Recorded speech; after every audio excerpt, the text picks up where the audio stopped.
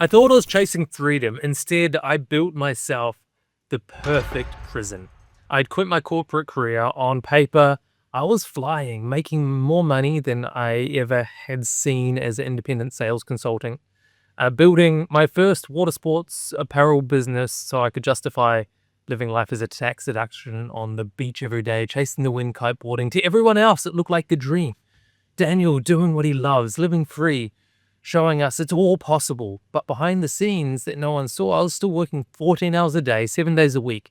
I told myself it was passion. Really, it was avoidance. I wasn't living, I was hiding. And it was lonely. Whenever the loneliness got too much, I'd grab my phone, I'd swipe on Tinder, I'd get some matches, line up some dates, probably sleep with someone.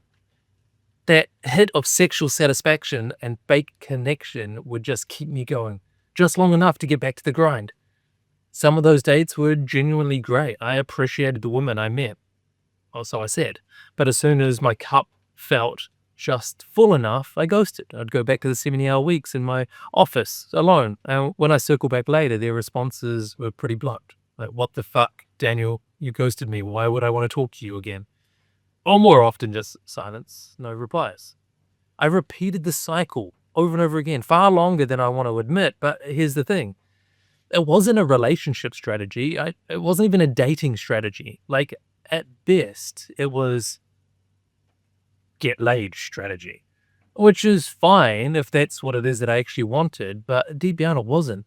When I was really honest with myself, I craved something else entirely. I said I wanted a relationship. I said I wanted someone who understood me. I wanted someone who could see me and be with me. But my actions told a very different story. And that became painfully clear when, during my coaching studies, I asked a fellow coach to help me with the question that haunted me. Why can't I find a real relationship?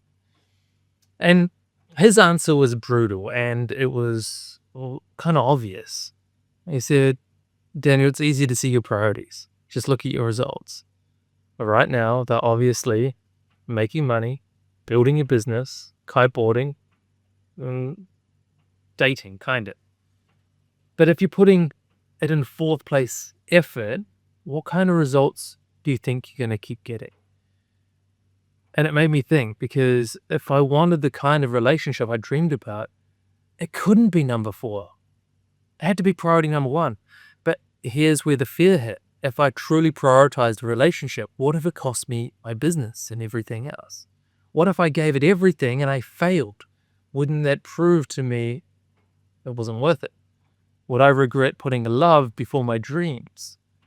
That fear, the inability to trust myself to handle that risk, it kept me playing small.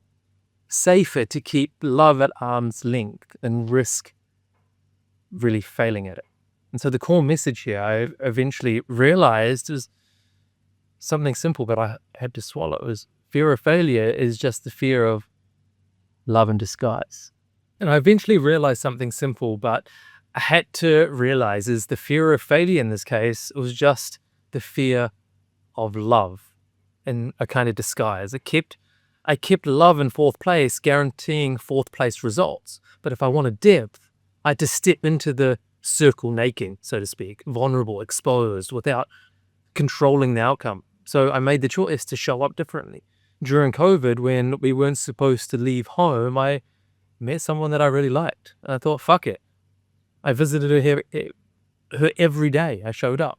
I was prepared to pay the fines. I love that she saw the rebel I had in me and didn't run. And for the first time in years, I prioritized connection over the convenience of things.